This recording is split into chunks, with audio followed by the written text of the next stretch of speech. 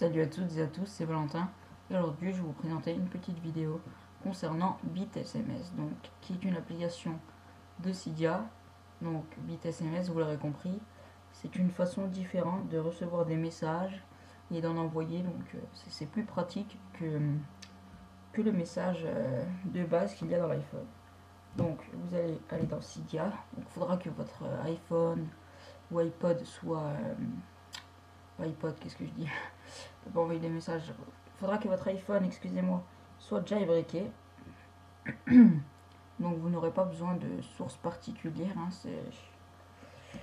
C'est une version gratuite. Mais au bout de 14 jours, je crois, si vous payez pas, il y a des pubs. Bon, c'est pas gênant hein, si vous voulez pas payer. Donc vous allez taper BitSMS, donc BITE-SMS.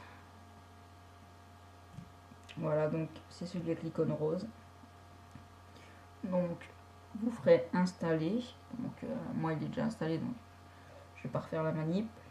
Donc BitSMS version 6.1, hein, vérifiez bien. Donc pour que ça soit la dernière. Donc ensuite, vous aurez une application rose, donc il vous demandera certainement de respringer votre iPhone. Donc ensuite, vous aurez une application rose, donc il s'agit de BitSMS. Voilà. Donc je vais vous montrer un peu les fonctions de BitSMS, hein, les avantages. Vous allez aller dans Réglages là-haut. Donc, pour commencer, à propos de BitSMS, qu'est-ce qu'il y a là-dedans? Donc, il y a la version, la mention légale, des trucs un peu inutiles, donc contact, le nombre de contacts que vous avez, conversation, donc le nombre de conversations que vous aurez et les messages, donc les messages que vous aurez envoyés et reçus. Donc ensuite, je vais faire le tour du plus important, hein, sinon le reste vous découvrirez par vous-même. Donc, fenêtre d'envoi rapide. Donc ça, je vous conseille de le mettre hein, et de configurer comme je l'ai là, comme vous pouvez le voir.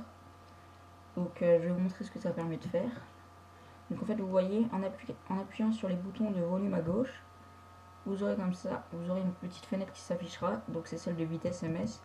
Et c'est pour envoyer des messages directement, donc depuis une application ou quoi, c'est très pratique. Voilà, donc je retourne dedans, je retourne dans les réglages.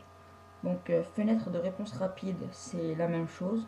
Donc vous aurez une fenêtre qui s'affichera comme ça quand vous serez dans une application ou autre, hein, donc c'est très pratique. Ensuite, dans réglage vie privée, donc qu'est-ce que c'est? Réglage vie privée, c'est par exemple quand vous recevez un message, si vous voulez afficher le nom du contact, afficher le contenu du message ou pas. Donc moi je l'ai décoché. Donc en fait quand je reçois un message, il faut que j'appuie en fait sur le message pour que le texte s'affiche quoi. Donc pareil quand l'iPhone est débloqué. Voilà. Donc ensuite verrouillage par code. Donc vous l'aurez compris, c'est pour mettre un mot de passe. Donc ça je passe, hein, vous savez tous.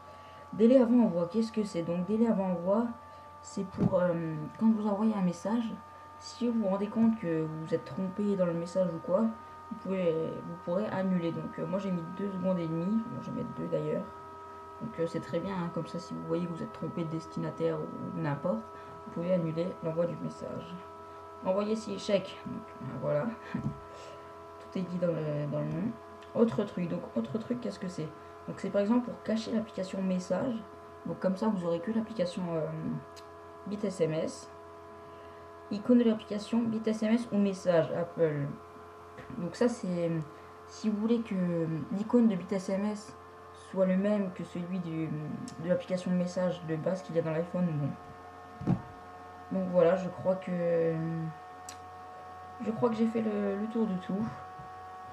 Donc voilà, petite vidéo, mais sur une application très pratique. C'était Valentin et à la prochaine.